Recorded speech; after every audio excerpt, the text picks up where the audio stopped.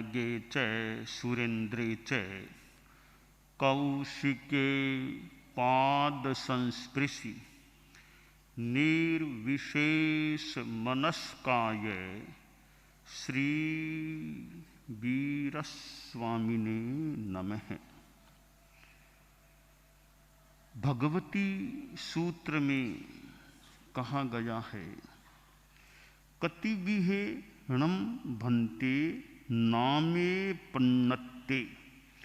गोयमा छव्विहे नामे पन्नत्ते तंजहा ओदइए जाव सन्निवाई।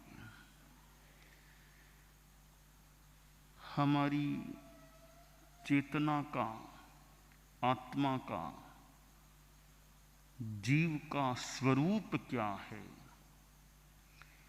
बताया गया है। भावः स्वरूपम जीवस्य।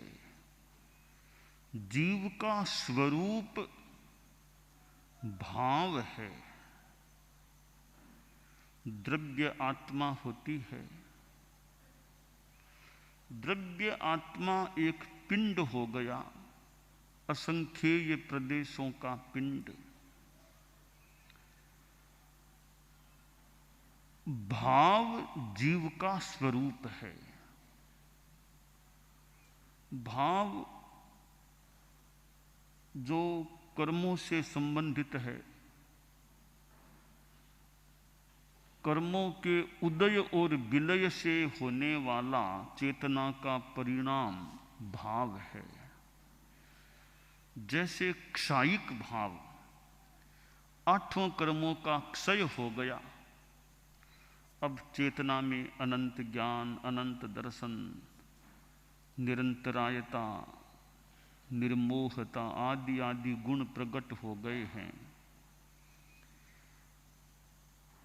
अब वे गुण जो क्षायिक भाव से उजागर हुए हैं, क्षायिक भाव के रूप में कर्मों के क्षय होने से उजागर हुए हैं। 31 सिद्धों के आदि गुण बताए गए हैं। आठों कर्मों के क्षय से जो गुण उजागर होते हैं और संस्थान, वर्ण, गंध, रस, स्पर्श इनका जो अभाव है, यानी सिद्ध हैं, उनमें न वर्ण है, न गंध है, न रस है, न स्पर्श है, न स्थूल रूप में कोई संस्थान है, तो वह भी एक सिद्धों का गुण स्वरूप है। तो सिद्धों का वह गुण स्वरूप क्षायिक भाव से संबद्ध है। तो जीव का स्वरूप है क्षायिक भाव।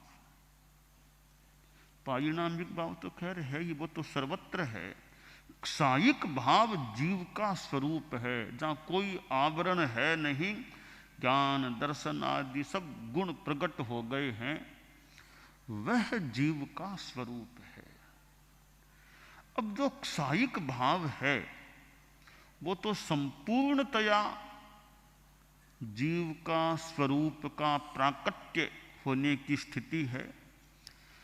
उपशम भाव और क्षयोपशम भाव हैं, वे भी क्षायिक भाव के मानो कुछ किसी रूप में अंश हैं। क्षायिक कह दो, कुछ भी कह दो, कर्मों के विलय के ही अंग हैं। तो क्षायिक तो संपूर्ण अवस्था में वो जीव के गुणों का प्राकट्य होने का अवसर है, समय है। क्षायोपशमिक भाव भी कुछ अंशों में वो क्षायिक भाव का ही नमूना सा थोड़ा अंश है।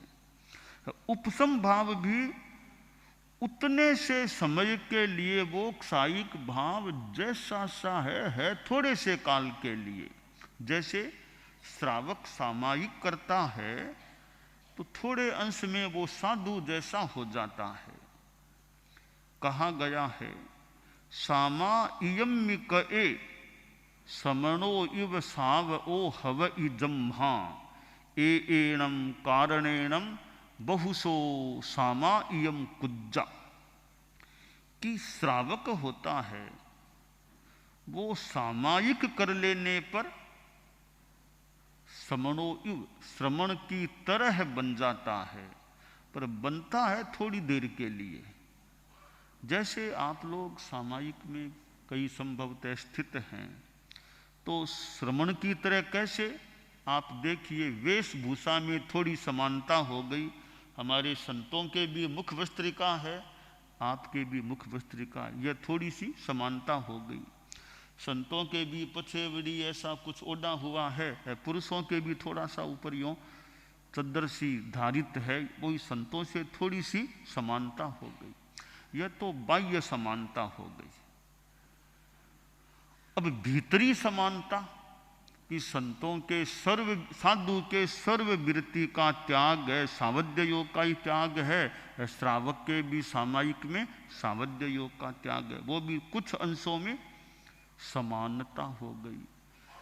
तो साधु के जीवन भर का त्याग होता है, श्रावक के वो सामायिक नवमे व्रत में एक मुहूर्त का, मान लो थोड़ी देर का त्याग होता है। थोड़ी देर के लिए श्रावक श्रमण जैसा कुछ अंश में हो जाता है, इसलिए बहुत सामायिक करने चाहिए।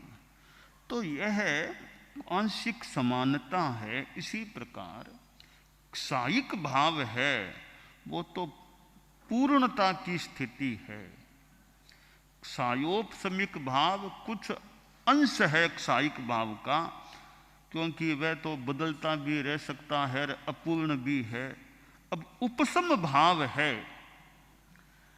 मेरा अपना थोड़ा सहज मनन हो गया, सहज ध्यान में बात आ गई, वो है, वो यह कि सायिक भाव और उपशम भाव साधु और श्रावक जैसे तुलना की जा सकती है। एक प्रकार से साधु जीवन भर के लिए सर्ववृत्ति वाला है, श्रावक का सामायिक काल में थोड़ी देर के लिए वो त्याग होता है सामायिक में। इसी तरह सायिक भाव और उपशम भाव की हम तुलना करें कि सायिक भाव तो हमेशा के लिए हो गया, अब उपशम भाव है वो थोड़ी देर के लिए सायिक भाव जैसा है। कैसे है कि अब 11वां गुणस्थान है, उसमें मोहनीय कर्म का,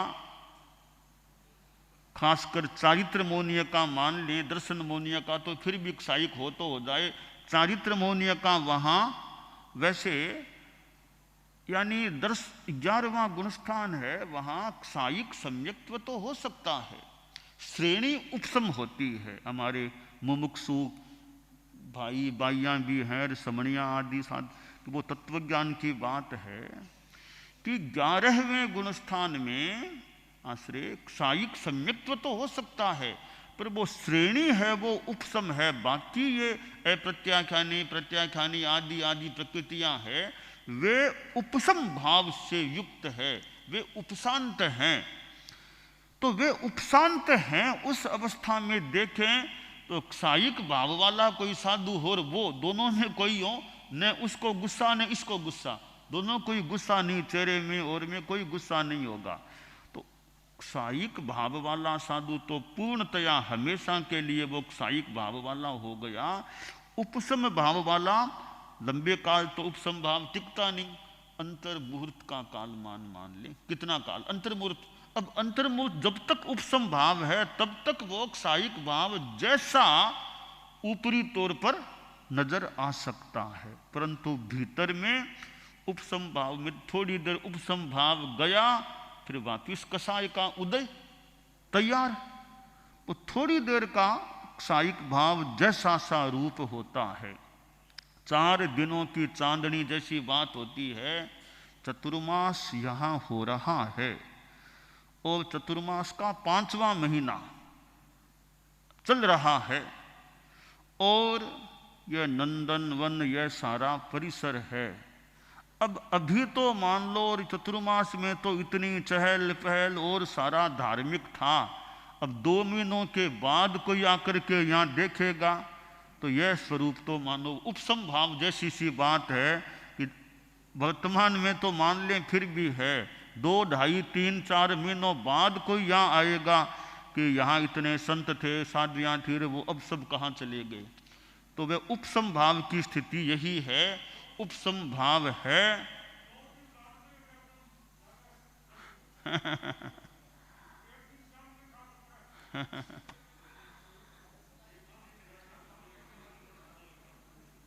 तो यह उपसम भाव ऐसा होता है, जब तक उपसम भाव है तब तक तो आदमी बिल्कुल शांतिमय। उपसम भाव गया, वो नजारा गया, वो दृश्य गया, वापिस वो कषाय का उदय चालू हो जाता है। तो भावः स्वरूपम जीवस्य, भाव जो है वो जीव का स्वरूप है। खासकर क्षायिक भाव जीव का स्वरूप है, ऐसा प्रतीत हो रहा है। क्षायोपसम्यक उपसम थोड़े अंशों में मान लें स्वरूप है। और औदयिक पारिणामिका वपि, औदयिक भाव भी वैसे जीव का स्वरूप है। वो संसारी अवस्था में औदयिक भाव भी रहता है, वो भी उदय भाव भी होगा तो जीव में ही होगा, अजीव में तो होगा नहीं कर्मों का उदय। तो औदयिक भाव भी स्वरूप बन जाता है। क्षायिक भाव शुद्ध स्वरूप है, औदयिक भाव मान लो विकृत स्वरूप है। क्षायिक भाव शुद्ध स्वरूप है, औदयिक भाव अशुद्ध स्वरूप है, तो वो भी स्वरूप अशुद्ध स्वरूप होता है। यहां भगवती सूत्र में यह 25वें शतक में जो बताया गया है कि नाम कितने प्रकार का प्रज्ञप्त है। हमारे छोटे कई संत और होंगे, थोड़ी नई बात हो सकती है मुमुक्षु भाइयों के लिए भी कि 5 भाव तो कभी सुने होंगे, 5 भाव उदयिक उपसम, पर यहाँ कहा गया नाम, भाव को यहाँ नाम कहा गया कि नाम 6 प्रकार का होता है। नाम का मतलब भाव, वो औदयिक उदय उपसम वो जो है वे ही नाम। तो यह भाव और नाम दोनों एकार, हमारे कई साध्वी जी को भी सही पता नहीं पूरी स्मृति हो जानकारी कि नाम भी 5, जैसे 5-6 भाव हैं वो ही 5-6 नाम कहलाते। भगवती सूत्र में यहाँ नामे पन्नते, भावों नाम कहा गया, नाम का मतलब भाव बताया गया है। और व्याख्या में वृत्ति में बताया गया है, भगवती वृत्ति में नमनम नामः परिणामो भावे इत्यनर्थांतरम। नमन नाम परिणाम भाव ये अनर्थांतर, ये एकार्थक होते हैं। तो भाव के 6 प्रकार नाम रूप में नाम कहा गया, या 6 प्रकार का नाम प्रज्ञप्त है। वो औदयिक, औपसम्यक, क्षायिक, क्षायोपसम्यक, पारिणामिक और सान्निपातिक। वैसे 5 भाव संभवतः कुछ प्रसिद्ध हैं, पर आगम में 6 भाव बताए गए हैं। संयोग से होने वाला जो भाव वो सान्निपातिक भाव कहलाता है। तो ये 6 नाम अथवा भाव जो यहाँ प्रस्तुत किए गए हैं, ये हमारी आत्मा का, जीव का स्वरूप है।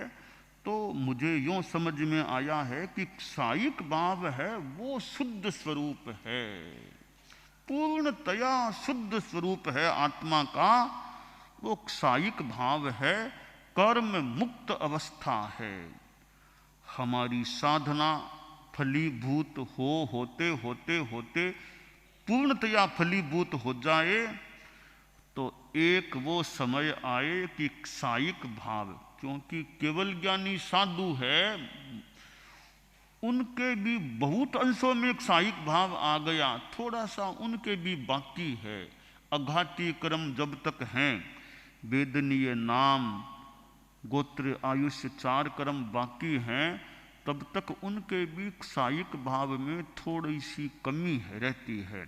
और 14वां गुणस्थान संपन्न होता है। आगम में भी कहा गया है, जयाचार्य के गीत में भी है, प्रथम समयना सिद्ध 4 कर्माना अंश खपावे रे। प्रथम समयना सिद्ध 4 कर्माना अंश खपावे रे।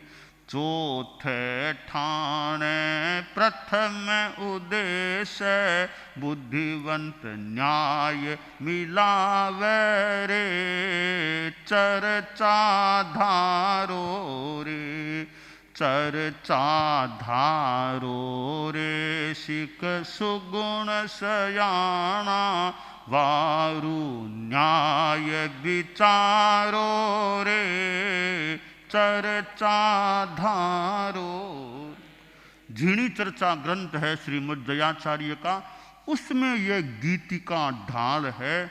गुणस्थान दिग्दर्शन, गुणस्थानों का बड़ा सुंदर तात्विक विवेचन वहाँ किया गया है। तो श्रीमद् जयाचार्य फरमाते हैं, प्रथम समय ना सिद्ध चार कर्माना अंश खपावे रे, कि प्रथम समय के सिद्ध चार कर्मों के अंश खपाते हैं।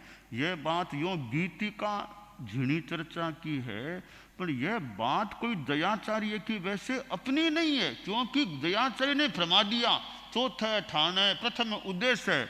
कोई यह कहे भी दयाचार्य ने गलत बात लिख दी है, तो ये दयाचार्य ने फरमाई है, उनकी अपनी बात नहीं, उन्होंने तो आगम की बात फरमाई है कि चौथे, उन्होंने साथ में आगम का प्रमाण भी दे दिया, चौथे ठाणे प्रथम उद्देश्य है बुद्धिमंत न्याय मिलावे रे। तो प्रथम समय ना सिद्ध चार कर्माना अंश खपावे रे, ये बात दयाचार्य ने फरमाई है।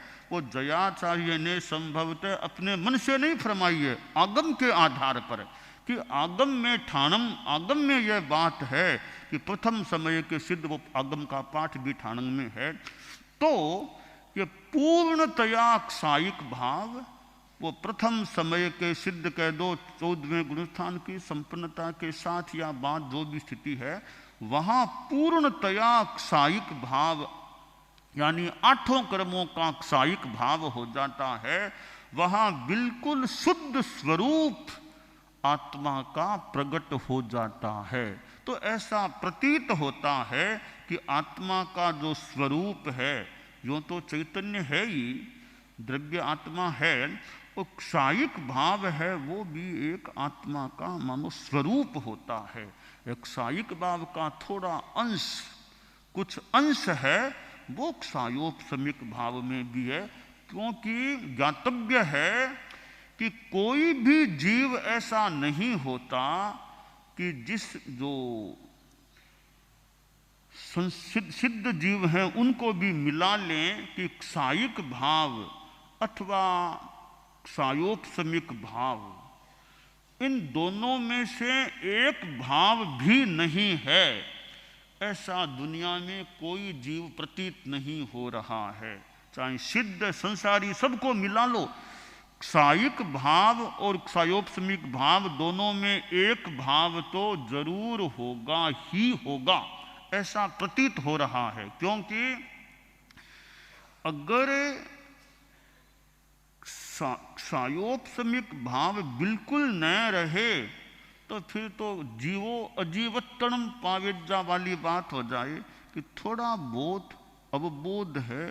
स्थावर जीव हैं, स्थावर जीव हैं, एकदम तो इतने अज्ञानी कह दें, कुछ भी कह दें, ऐसे जीव हैं स्थावर जीव, पृथ्वी काय, अपकाय, तेजस्काय, वायुकाय, वनस्पतिकाय, इनमें भी क्षायोपशमिक भाव होता है।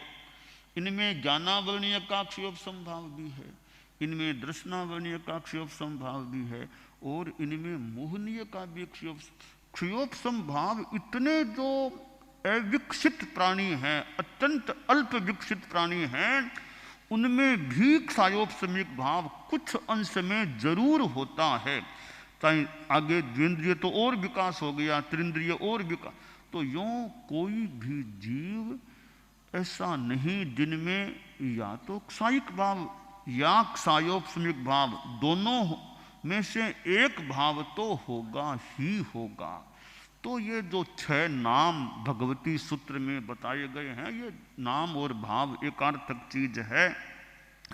तो औदयिक भाव भी जीव का अशुद्ध स्वरूप है, तो वो भी एक प्रकार का स्वरूप है, वह अशुद्ध स्वरूप है।